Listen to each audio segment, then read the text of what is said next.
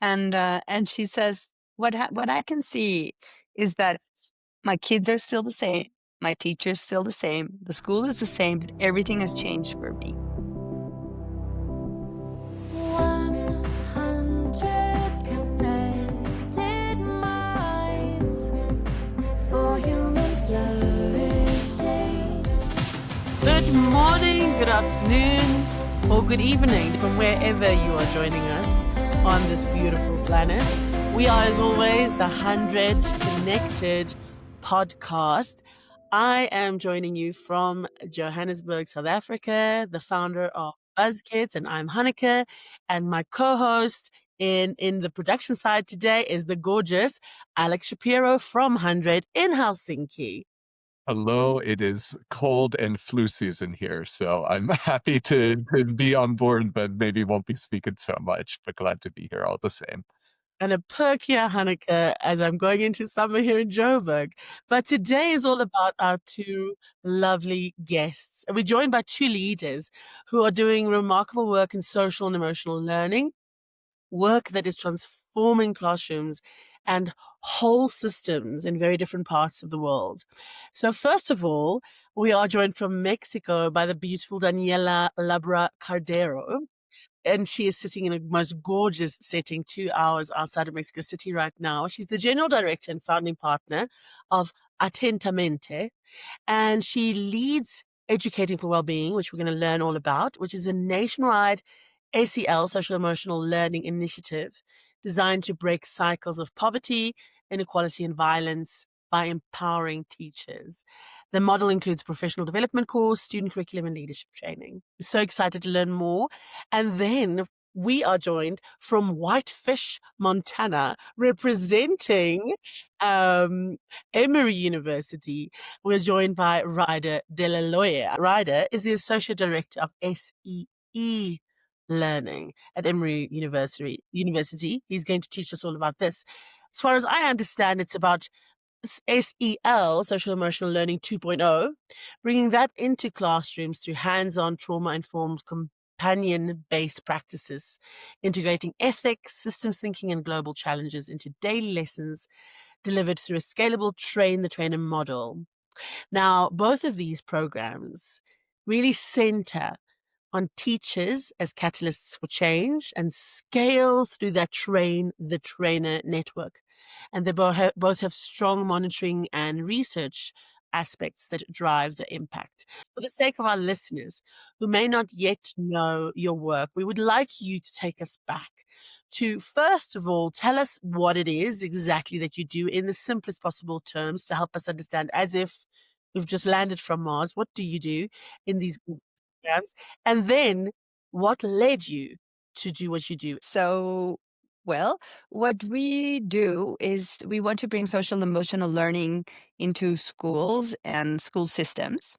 So, our basic theory of change is if you allow the adults in the system to develop their own social emotional competency, to know themselves better, to be able to self regulate, to have a social attitude, to really like help each other and help either the classroom or the school or just the whole community, live and just maybe have a shared vision about how we want to educate kids into well-being and give them the skills of well-being, then we think that is the biggest motor of change. We work with the public education system in Mexico.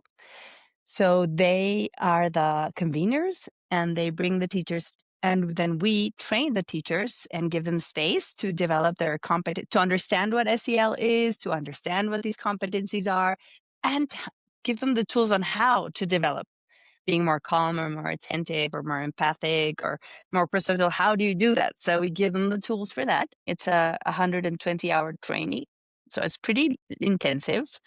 And after that, a subgroup of these teachers and principals and other agents or other adults in the system, we work with all levels of the hierarchy. And then they would go through a leadership training. And in this leadership training, they start thinking about the school as a whole. So it's not just my competency, but how do we implement? How do we organize ourselves? how do we monitor what we're doing? That's very much based on Castle's proposal of school-wide SEL. So that's what we do. So we are trying to leave local capacity. So when we're out of there, then the school and the system will know how to actually continue with the work we began and integrate new adults that come in, integrate new kids, and have this integrated into their planning, or the curriculum integrated into their planning in the classrooms. So that's what we do. And we have been very lucky for causes and conditions to help us work in different states in Mexico. With this program, particularly for 15 states in Mexico, and we have been able to work there sustained for a few years, depending on each state government, but maybe 2 years, 4 years, 5 years, continuously. So that really want to make a critical mass that would actually really change the system. Or that's our hope, and that's our goal, that the whole system will be much more sensitized to social emotional learning, and that schools would be transformed, classroom schools and communities, through this. Just before we go to Ryder, could we take a very quick definition? We know SEL stands for social emotional learning, but the definition of it is, I mean, it was embedded in what you said, but help a listener who's never heard of it. If some of the people that are listening never heard of SEL, because I know that Ryder also springs off from that platform. Just a quick definition, if you may. Yes, of course. I mean, I think there's many definitions, but I would say at its core, is the ability, is helping people develop the ability to learn and manage their emotions, their interactions in ways that are much more healthy and beneficial to themselves and to others. And that this will be these abilities that have to do with internal abilities like knowing yourself and regulating yourself, with relational abilities like being empathic, like being collaborative, like being cooperative. All of these are like interrelationships. And then other abilities that have more to do with your mindsets and maybe you would say life skills. So the Mm. capacity to take wise decisions, the capacity to persevere or to have the grit to continue doing things, and your attitudes, your values. It also has to do with mindsets, like having a understanding yourself as someone that's growing or in process of learning. And I know, and I think I'd love to hear Ryder's take on this, because they have a very beautiful and very important core aspect of this, which is ethics. And I think this is, as we lead, what we're doing is building like the building blocks of ethics. But I think what they're doing beautifully and Ryder should tell us about it, is building ethics. And I'd love to hear what that means in a social emotional learning, Ryder.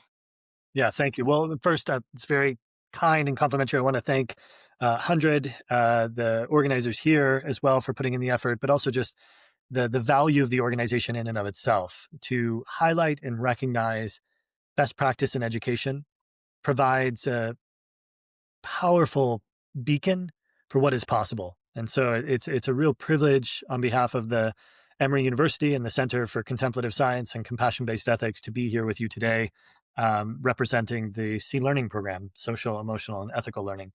So yeah, I do want to just provide some props, though, to what Daniela said, and then I'll segue into C-Learning, but just what they've been able to accomplish is exceptional at scale.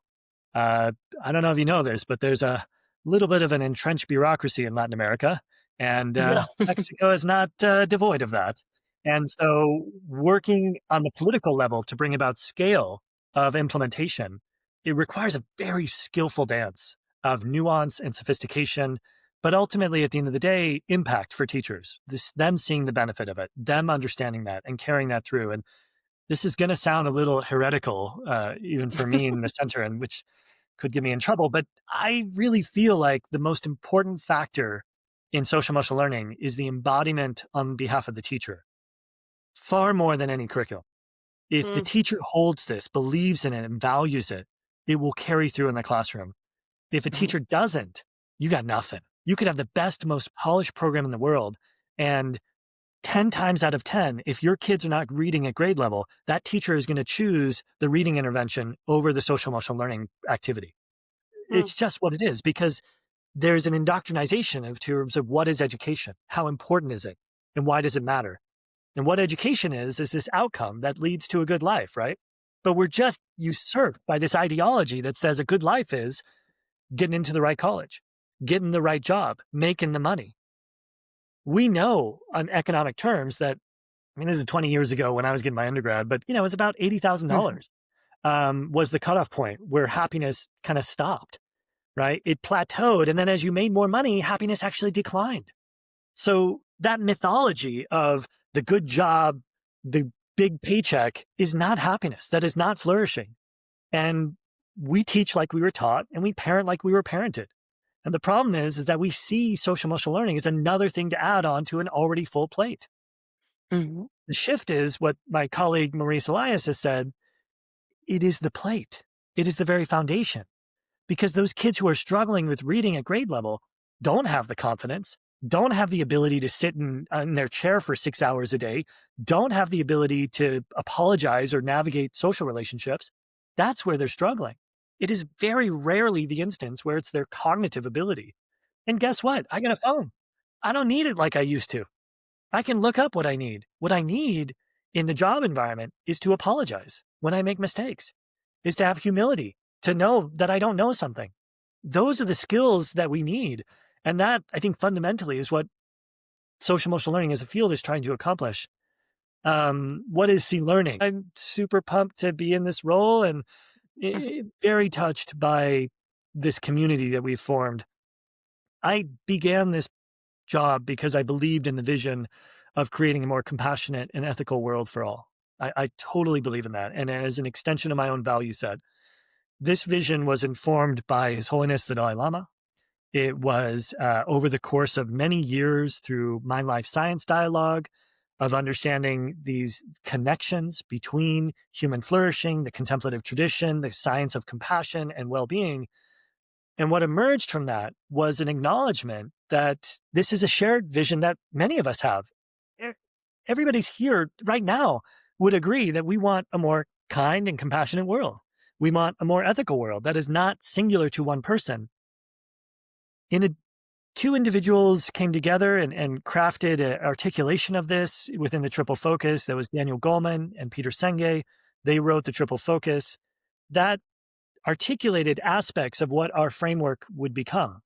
But primarily what our framework is due to the brilliance and innovation of our executive director at the center, Dr. Tenzin Lobsang Negi. His work in bringing these contemplative wisdom traditions into a secular context by bringing in evolutionary biology, neuroscience, positive behavioral psychology, created what was a major contributing factor to the field of compassion science. Cognitively based compassion training is our adult program, which has now been tailored to educators. That has more randomized control trials than most other compassion training programs, and it demonstrates significant benefit in the areas of physiological health. So work with breast cancer survivors, increasing immune system response, work with veterans with PTSD, decreasing depression symptoms and PTSD symptoms. We know that there is a mind-body connection, and that when we are well emotionally and relationally, we are well physically and vice versa. Translating that into the field of social emotional learning was a pretty big step. And it's what Daniel Goleman, the author of Emotional Intelligence, has called SEL 2.0. So how is it 2.0? Well, it's 2.0 because, and I don't mean to disparage the field of SEL at all when I say this, because I'm an adherent to it. I believe in it, yet it wasn't meeting the mark. If you implemented social emotional learning into a school setting and you went back to that school 5 years later, there was a 90% chance that SEL program wouldn't be there. The reason, I think, largely is the adult SEL, their buy-in, their systematic implementation, the basis of it. But another thing that occurred was it's more than just self-regulation. It's more than just self-management. It's more than just responsible decision-making. There needs to be a deeper embodiment that arises. So what was formulated and why C Learning is a little unique amongst other programs is it's not just about playing school. It's about human flourishing. So when we tell a kid, pay attention, how many times have we actually taught them how to pay attention? It doesn't happen. We just expect them to know that. When we tell them, go say you're sorry, we don't teach them about the common humanity of the other person sitting on the other side of that experience. So C-learning does 4 things that really sets it apart. One is attention and awareness training, so that I become aware of the benefits of my actions for self and others, and aware of the harm that I could create for self and others. So it's a deeper awareness. C-learning is unique in the work that we've drawn from the Trauma Resource Institute and the work of Elaine Miller-Karras, and creating a trauma and resilience informed approach, right? So we are genetically wired for conditioned responses. And if you question that, here's just a little quick study that I think is pretty powerful. So you take a male rat and you subject them to the smell of roses, as well as an electrical shock. So every time they smell that, they get an electrical shock. It's not a kind experiment, and it's one that we don't necessarily condone, but the outcomes are really fascinating. That male rat has offspring.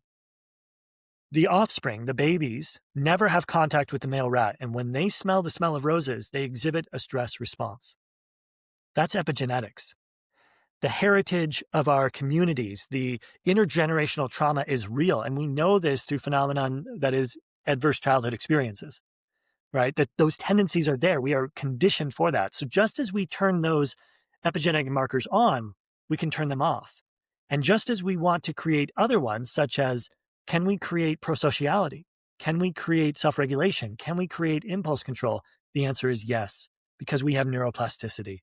And we can continue growing that all the way through to the moment of death, neurogenesis, the creation of new neurons.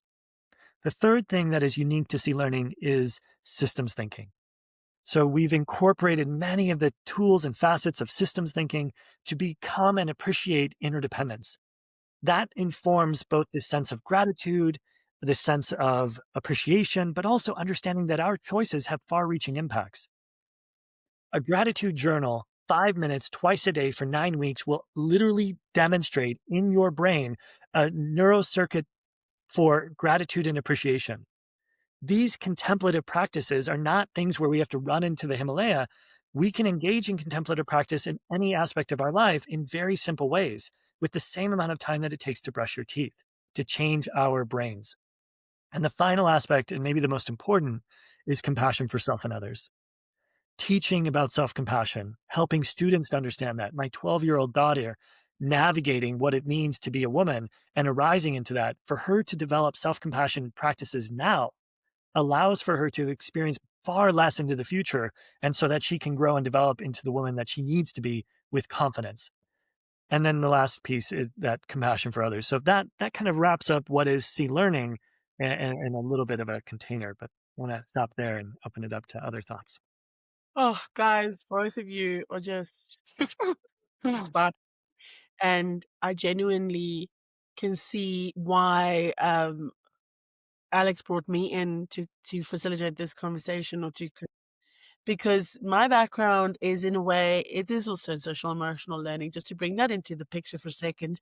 And the way that we do that is through the arts and a learn through play approach, so that the child has the how of how we learn compassion is through role playing, or the confidence of communication, or the listening to one another. And so hearing what you guys are doing, I just have to say I am beyond inspired.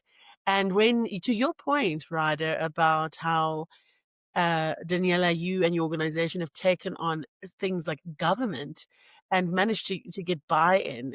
There's lots of similarities to the South African context where I find myself.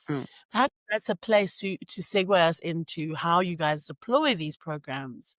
How is it how does it spread and find its feet in the world? And give us the secrets of how you deal with governments like that, because let me tell you, I've got similar problems here. Um, give us the cheat sheet and how you deploy your program, as well as yours, Ryder, and maybe that gives us an opportunity to go a bit from there.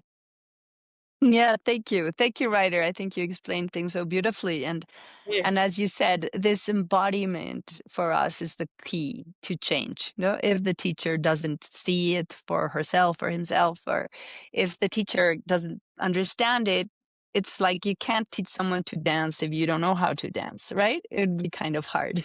So in any way, this is our focus. I'm really inspired for what you're saying, and also that we have very similar origins. So bringing contemplative training and bringing systems thinking, I think, is something that it really rings my heart, because it's what we're trying to do. And so I'm really happy to hear you say it so beautifully. So in terms of government, I think there's a few important things that we've learned. There's many, but one is that you really do have to start very systemically, first with maybe the leaders. So we're talking about ministers of education. So if the minister of education of one state is not on board, it would be pretty hard to work on whatever you want to do. And beyond that person, of course, is those below those people, right? So because it's the people who actually operate. So even when the minister would say, yes, this is fantastic, I understand it, I want it, right? So then you have to have people below who are actually operating, who can convene the teachers, who can work very closely with us. What we have learned is that we have to sit there and talk with everybody, so we know so they know what they're up to and what we're up to and what this means. And I think talking about embodiment, putting the teachers' well-being, mental health, and well-being in the center of the conversation is also like a silver bullet for the teachers and for everybody involved. Because when we let them see, so this is when you're talking like on the, let's say, the chain of the hierarchy in a very hierarchical system, which is the Mexican education system. I guess many education systems are like that in the world. But then when we start working with the teachers, and then is when the buy-in really takes strength, because when they start to see, they come to us and like, oh, another program, another training, sometimes they're kind of forced to go. And then after a couple of hours, and they're like, wow, this is really helpful. This is useful. This makes sense to me. This will help me work with my kids in the classroom, with my husband and my wife, and like with because this is for me. It's the way I see myself. It's the way I relate to my inner world. It's the capacity to calm myself, to place myself in another person's shoes in a very useful way, in a loving way, in a caring way. So I think this is what really has helped us sustain ourselves when governments change in political arenas, where this actually can happen any time within a term of some minister. They can have to leave. But what has sustained us in changes of party changes, people changing, is actually the work we've done at the maybe even lower level, like people who stay, because usually the changes come up, leaders in the system. But there are people who are always there, so who just stay forever, and they're lower in the hierarchy. But those people, because they have seen the effects on teachers, because they have seen the effects on children, they are always like rooting for us to come back, right? So I would say when you want to work in a system, you really have to see the system as a system. Give yourself the time to talk to every single person, that needs to hear, that will participate, that will facilitate. And then have a patience, because things will change. And one thing, everything is beautiful and everything is said and everything is aligned. And then this person changes, at the very top, and then you're like left there. And another thing that I think has been very, very helpful to close up this part of the conversation is we usually bring allies from the community. So when we make public and private alliances, for example, so we work with donors that come from private sector. And when they have also an influence and a say with the government, so then the government also hears. Some governments are open to it, some are not so open to it.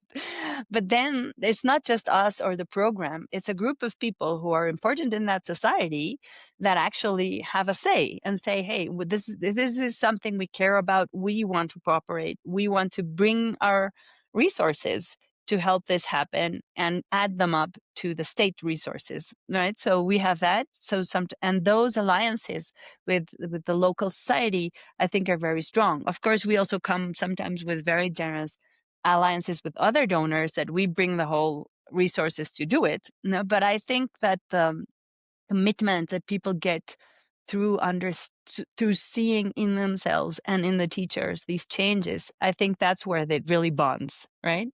So I would just say, talk to everyone, make sure you give that time, and then do the work of the magic of having people, giving people tools for their well-being. I think there's so much, in that, so much power in taking care of teachers. Teachers are the core of the education system. We're asking them so much all the time, and not just teachers, but principals and everybody there. We're always asking, no? And like Ryder says, there's another program now I have to do, no? And an add-on on what I have to do.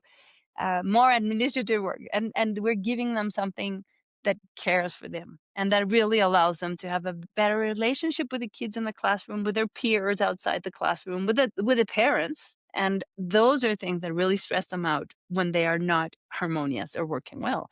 So I think that's what really, in the end, that effect is what sustains it in the long run. Yeah. Beautiful. I just find everything that you've shared so poignant, especially to our time, both of you.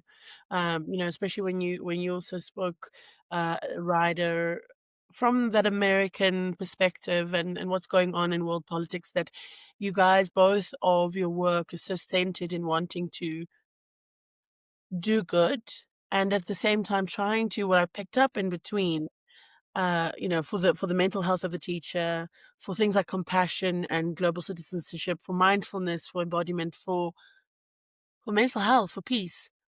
I did pick up between what you were saying, Ryder. You spoke a lot about secularness and etc. I was wondering, with this ethics piece that sits in the SEE, in the C, where does the ethical compass come from? I live in South Africa. I imagine Mexico might be a little bit similar, parts of America, where we still, in this country, different to Europe, fall back to religiosity, rightly or wrongly, religions to give a compass of some sort of morality or ethics or right and wrong, good and bad. Is that difficult to navigate? How do you do it so that you include all? And where does ethics kind of stem from for you? Yeah, I hope that makes sense. Yeah. No, I can hang with that one. So, this is religion's turf, right? I mean, this was, you're creeping in, and what's going on here, and why is this happening? I mean, let's look at a little bit more from a kind of a historical context, and then I can answer your question more directly. School in its formal setting is kind of a recent construct. The last couple hundred years in kind of the factory model that we've created, right? You sit in rows, you get dismissed at a bell, you get ready for the factory work, right? So we've got to acknowledge that for what it is. I mean, it's a pretty limited model in how we teach kids and how we create schools and systems. Yet you span before that, I mean, how reading and writing was a product of religious education, right? And that was their domain, right? So teaching people how to be good human beings was their turf. And we have found, some pushback in different contexts, in Latin America even. So compasión has a very different understanding in Latin America. It is one that is defined by pity, remorse, sometimes a sense of guilt. That is not how we define compassion in the science of it. Compassion is the desire to alleviate the suffering of others with tenderness and care. That is not you becoming less than. So this idea of ethics really comes to the forefront when and how you navigate your life. So are you leading in a way that combines both non-harm and also pro-social attunement? Can I alleviate the suffering of others with tenderness and care is in and of itself an ethical act. But this is a weird example and can feel really harsh. People who are without homes, is it the most skillful thing to do to provide that person with the $20? Or is it more skillful to offer them an opportunity or to provide them with a resource or to buy them a meal? that requires a critical lens of discernment. So compassion without discernment can be very detrimental and can either burn yourself out or not lead to the outcomes you anticipate. So we are combining wisdom or discernment with that compassionate prosocial response. That leads to the outcomes we want. Those all require prerequisite skills, though. Skills in communication, skills in self-regulation, skills in impulse control. There is a relationship between resilience and compassion.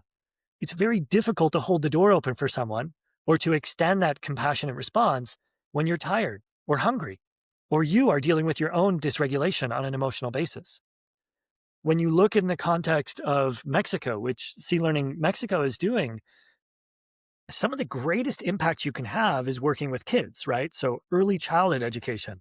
We've released a program called Sea Learning Play, which is a play-based approach, bringing that to young kids, training them, developing those skills. Great. Some of my background is in sustainability education. And I thought, you teach a 9-year-old how to recycle, they're going to carry that behavior through the rest of their life, right? Longevity wise. But what I didn't anticipate was that they hold their parents accountable right now for not throwing that can away, for recycling. Children are able to change the family culture. We don't have to wait multiple generations for this to occur. And one of the most powerful examples coming back to Mexico is in the state of Coahuila with Sea Learning Mexico. What they're doing is they're working with normalistas, which are pre-service teachers. So these are 19, 20-year-old kids that are being trained to be educators. For 3 semesters, they receive an entire semester of Sea Learning, an entire semester of cognitively based compassion training for educators, and an entire semester of bringing those both together. Imagine the potency of a teacher at the very formation of their career. Because remember what I said, teachers teach like they were taught.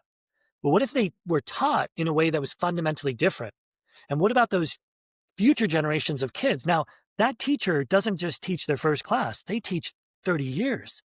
Thousands of children will be influenced and shaped by that. Community transformation can occur right from the onset as we work with educators. So it's a hopeful and maybe feeling naive almost aspiration, but it's real. And we can build that. And these kids are coming in Monclova, Saltillo. These are not places that are, your Cabos or anything. These are rough areas that have experienced significant trauma, and they are building the tools of resilience to shape themselves and future generations through their education. Those competencies are being wired in, right? So instead of reacting with road rage, they can react with pressing the pause button and hitting the brakes as opposed to punching the accelerator. There are very practical pieces that translate in the day-to-day. I've been so fascinated about the revolution of education. And when you speak, Ryder, and when you speak, Daniela, I'm like, you guys are my brethren, my sisters in this fight.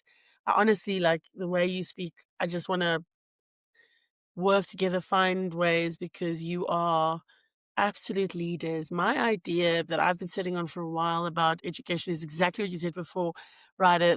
It's almost this idea of 130 years we've had or so, the same system. It's fairly new. We haven't changed it. It hasn't updated. It's not going to be important what a child can regurgitate or what they can do, because your phone will be able to do it all for you, whatever else tech, right?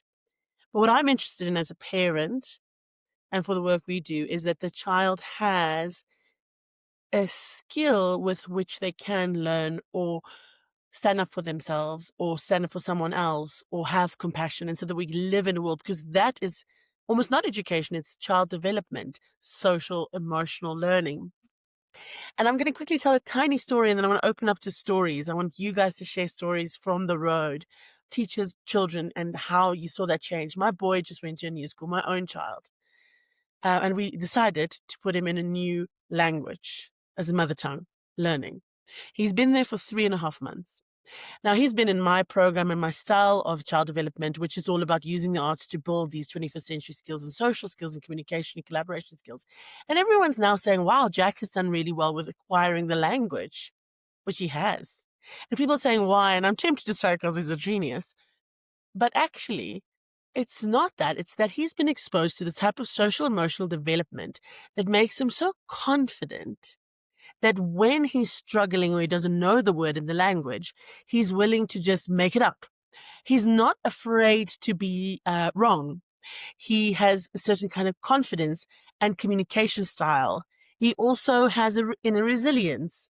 And I think that has made him so ripe to adopt this learning. I'd love to hear stories from you guys where the social emotional learning has impacted children in similar ways. Thank you for that story. I'm sure your child has exceptional cognitive aptitude, so I don't want to take that away from them or you, but I agree with you that likely it is much more a product of them feeling psychologically secure and safe in that environment. Because one of the things that's most important for teaching and learning is the ability to take risk. I can take risk, I can try something out, I can be vulnerable.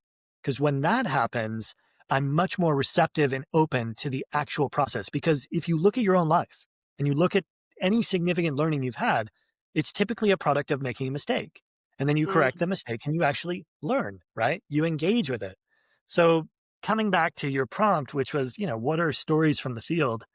I came into this because of my commitment to the shared vision. I sustain it because of this global community we've created. So C-Learning has affiliates around the world. It has been translated into over 26 different languages. There are millions of students who have accessed this program and hundreds of thousands of teachers who have experienced it. It's a really powerful thing to have that. And there are key individuals throughout the world that are leading this in their own context. So sometimes I feel kind of hokey saying this, but I really feel that C-Learning and CBCT for Educators is a global movement. And it's one that requires many programs to fulfill and accomplish. But if I think of some of the more significant impacts, I can tell a story of Odisha, which is a state in India. And this is a state where there is a ratio of 1 to 20,000, one doctor for every 20,000 people, whereas a healthier distribution is more 1 to 1,000 in the context of India. So this is a state that is really lacking.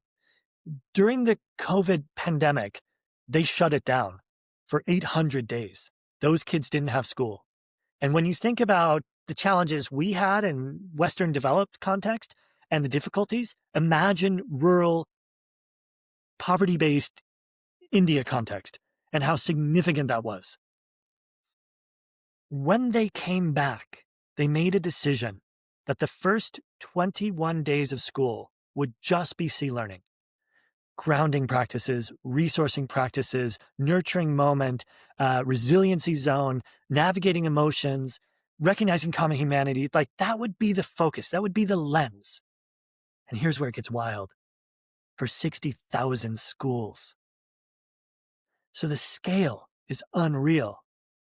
But those kids receiving that dosage in an intensive way, remember that neuron that fires together wires together. The tools, the language, the strategies that they'll have to carry on for the rest of their life, or maybe even to shape their families right now, that was a deep, committed effort that could significantly transform those individuals and those communities. Those are some of the stories that I'm really quite proud of and encouraged by, and I feel so touched to be a part of to further that. This is not about me. This is the C-Learning team. This is our executive director and the vision of building a more compassionate, ethical world for all. And it is fundamentally the agency of the people around the world who also share this and want to bring some change into their communities. But Daniela, do you have any thoughts or stories from your experience? Thank you, Ryder. This is fantastic. And I think that systemic change, in the bigger picture, I think is really so inspiring to hear you. And then maybe I'd like to go to a person giving one example, not to go to this bigger, broader systemic thing you're talking about. And one that really struck me is this one principle. And she says, actually, she's from Coahuila, from where you're working too. And she says, what I can see is that my kids are still the same, my teacher's still the same, the school is the same, but everything has changed for me. Yeah. So this idea in which this internal change, the transformation of how you're relating to yourself, to others, to the kids, to the parents, to your peers, to the whole education setting, like you were mentioning, the whole idea of how you're approaching learning whatever learning that may be, that is what is changing. You don't need to like change, like everything around you, or have other people, but that's not going to happen. But actually to really be able to transform from within. That's where your biggest freedom is. And then with others, and with this compassionate stance. And I just wanted to add, well, just to finish the idea, I think that is a story I really love, because she was really saying how everything had changed for her with her own work and seeing things differently and cultivating these competencies. It reminded me, now that I talk about compassion, Ryder, that you might be interested in knowing, when we worked back in 2017, we were doing the framework for social emotional learning. We were part of a group of experts invited to do the framework for the country. And they just said, you can't use the word compassion, full stop. Like in public education, you're not going to use the word compassion, which was, I think, interesting to talk about this other part. And I'd love to hear how you've also worked in so many countries adapting what to the different systems. I think that is something that we have also learned. And I think that transformation, when a minister comes and asks us, I want to have this happened in Nuevo León, this as a transversal axis of what we do. And you said it beautifully, as saying, as a plate, so whatever I'm doing. And she was very adamant on learning, of course, like reading and maths and science, which is the very core. And so she was bringing this as a transversal axis. And one thing that was beautiful, that are also very proud of, is that there seems to be, because they do measure what's happening in that state, what's happening with kiddos from every 3 years with their math skills and their communication skills, etc. We are seeing improvement in math skills in the kids of teachers who were trained in this. So as we're saying, this is not something that is a nice add-on to be a kind person. This is fundamental to the way we relate to ourselves, to our capacity to learn, to our capacity to work together, to live together. So I think that really we can see there's so much value in helping people know their amazing capacity, because I think this is something that also we hear this from teachers again and again. Like from here, I've learned that it's me first, and that from me being well, then I can bring this sanity, to my kids in the classroom, to my work, to my house. And I think this is really very, very, very powerful, that people can touch to the full capacity in their humanity and share this with others. One of the things that has helped us bring this globally is an effort or initiative called the Compassion Shift. The Compassion Shift is supported effort to tailor cognitively based compassion training to the fields of healthcare, mental health, business leadership, and education. So that packaging, that tool, that scaling ability is bringing into that, as well as C-learning for students, preschool through high school. What I'm getting to by drawing that out is exactly as you said, it's a comprehensive approach, right? And when you think about tailoring it to different cultural contexts, what I have found over this journey with C-learning is that there is more that unites and unifies the experience of education than differs. You have unlimited needs of students, whether you're Switzerland or you're in Odisha. You have kids that have high cognitive ability and significant anxiety. You have kids who have endured significant trauma and have self-confidence issues, right? All of those are there. That is at the heart of what we're doing. It's the fundamental human experience. And we're not asking teachers to play counselor. That is a therapeutic approach. C-learning and CBCT are not therapeutic programs, but we are giving them some tools and strategies to bolster their resilience and have a compassionate outlook for themselves and others. The tailoring and adaptation may need to take different names. It's just vernacular. Whether you call it durable skills or transversal skills or human skills or social emotional learning, at the end of the day, we want our kids to be well. We want our kids to succeed. And we know fundamentally that the basis of our success, and there's longitudinal studies that corroborate this next comment, which is the highest predictor of longevity is not how much you exercise or how many beers you had on Friday evening. the highest predictor of longevity is positive relationships. The skill of positive relationship is compassion. When you think about your relationships, whether really close or far distant, it is imbued with this characteristic of the other person wanting to alleviate the suffering of another with tenderness and care. When we can train in that skill, we can become a more compassionate society. And I think we can address many of the issues we're facing because all we're doing is playing reactive. But if we can prioritize this, such as the World Bank, such as the OECD, such as the European Collaborative, they have said this is the most important piece. Now we need to take these entrenched bureaucracies and bring them along. And I think the work of Attentamente is a beacon for how that can be done. So thank you. I truly feel that I've been in the company of just evolved human beings speaking to our highest potential as a society in the world, but for educators specifically. It feels to me what you're speaking of and on a daily basis. I get so saddened and trodden down by what's happening in our world and wondering what's going to happen for our children. And I just want to really and genuinely say that both of you are such enormous leaders with such grand scale of who you're reaching on this level of really trying to make people evolve to their highest and higher potential of humanity. I am in awe of both of you. And we are going to close with our closing question, just because we've run out of time, sadly. But I have a feeling already what both of you are going to answer. But the question is, and if you'll just both briefly share this with us, is if you could wave a magic wand, what does the future of education look like for you? Leadership of HundrED, the community, and being a part of the global connection is a great privilege, and it means a lot to me sincerely. And it will also benefit the C-Learning affiliates as well. And I'd like to take this opportunity to invite anyone who may have heard this or be inspired to join this community, as you are welcome to support that as you help benefit. So if I could wave a magic wand, it was the Secretary of Education in the state that we just referenced. I asked him, if you could wave a magic wand, what would it be? And he said healing.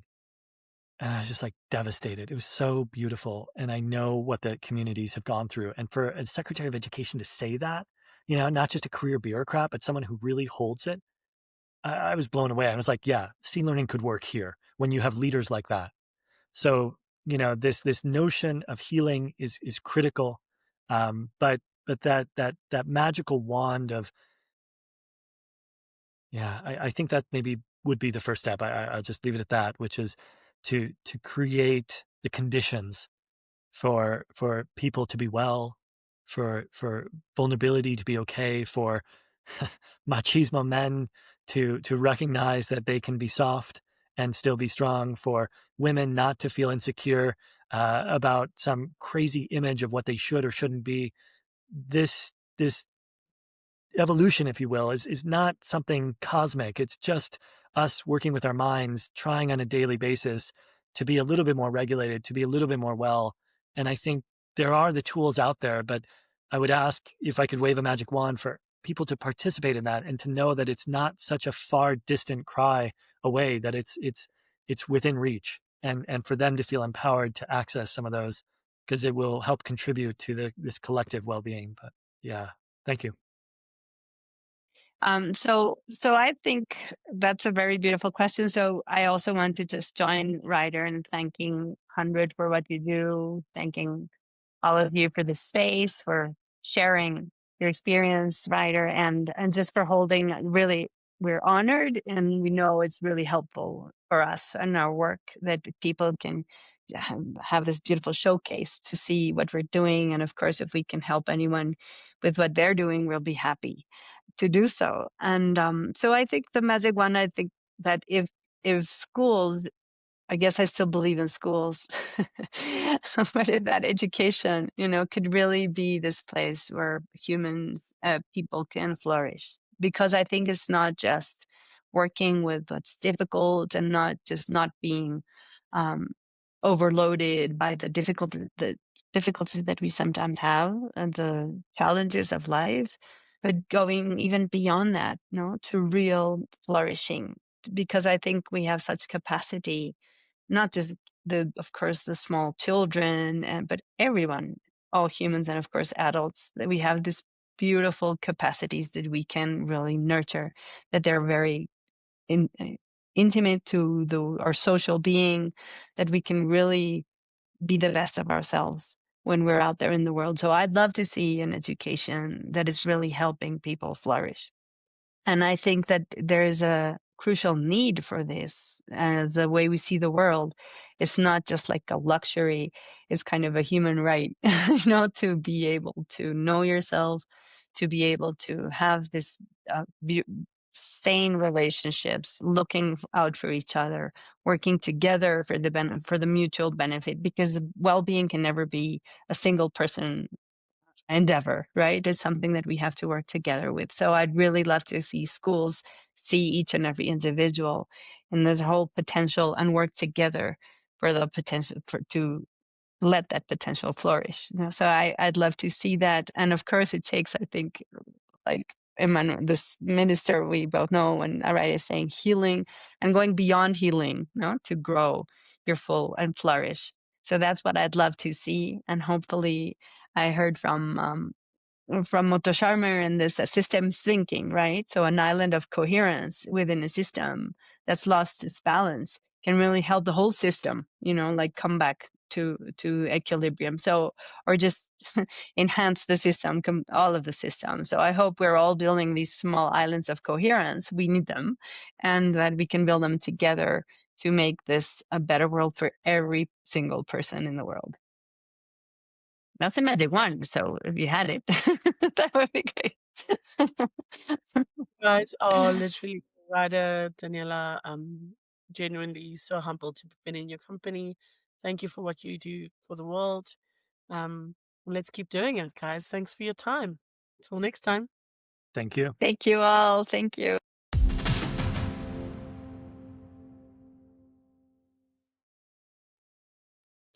The 100 Connected podcast is a creation of the Connection Committee, Netta Tachaf, Sherelle Trippers, Hanneke Mackie, and Lindsay Stewart, and is produced by 100 and edited by me, Alex Shapero. Learn more about 100, its innovations, and our community by visiting our website at 100.org.